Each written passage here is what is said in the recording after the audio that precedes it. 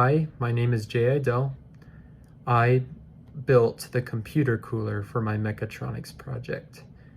It's basically a set of fans that are designed to cool my laptop so that we can improve the performance of the CPU.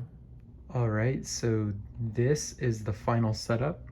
We've got our computer on the cooler. The cooler comes with a drawer where I keep some tools and extra things, but besides that, we have our display. Here's our set temperature, the desired temperature we want. We can change that with this encoder here.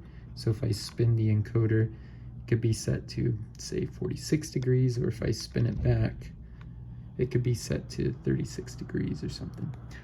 The current temperature, which is the temperature of the CPU as measured by the thermistor, and this bar graph, which illustrates the duty cycle of the fans. So the fans are PWM driven. They have a duty cycle, and as the duty cycle increases, these bars will increase to fill up the span of the display.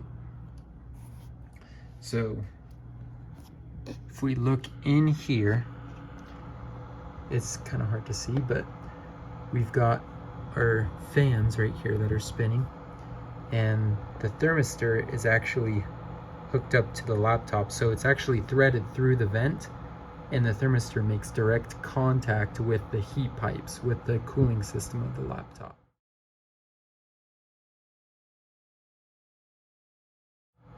So that's how the thermistor measures the CPU temperature. As the CPU temperature increases and decreases, the amount of heat flowing through the cooling system will increase and decrease as well. So we can see that right now our CPU is measuring about 43, 42 degrees, which is about what our program is measuring the CPU at, so decently accurate. But let's say I wanted to set the CPU temperature really low, like I wanted the CPU to be nice and cold. So we're gonna set it to 20 degrees or 18. You can hear, well, first of all, you can see the bar go up, but you can also hear the fans spinning a lot harder.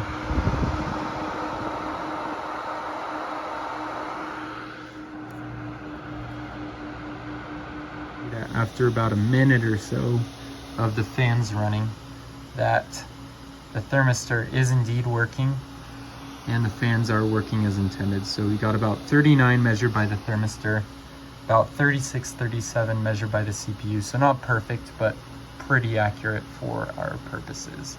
So as we put a load on the CPU, say we want to use SolidWorks with our very fancy graphics, or maybe we want to play a game or something, then the fans will adjust accordingly, because the CPU will get significantly hotter than what we're measuring, at say 40 degrees, so. All right, so just a quick clip of a stress test here on the CPU. We can see our CPU is maxed out, and we can see that our thermistor does take time to catch up, but the duty cycle is increasing as needed. And you can see the fans are starting to get really loud and really high in there.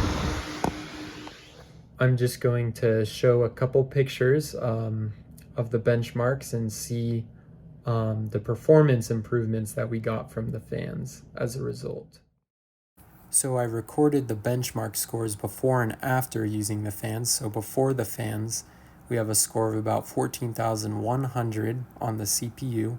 This is before I put the laptop on the cooler. And after putting the laptop on the cooler, we have a score of about 15,000. Going to our second test, the room was a little bit cooler. We've got a score of 15,400 compared to about 16,400. So both tests show that there's about a 6% boost in CPU performance, as well as 200 megahertz clock speed increase.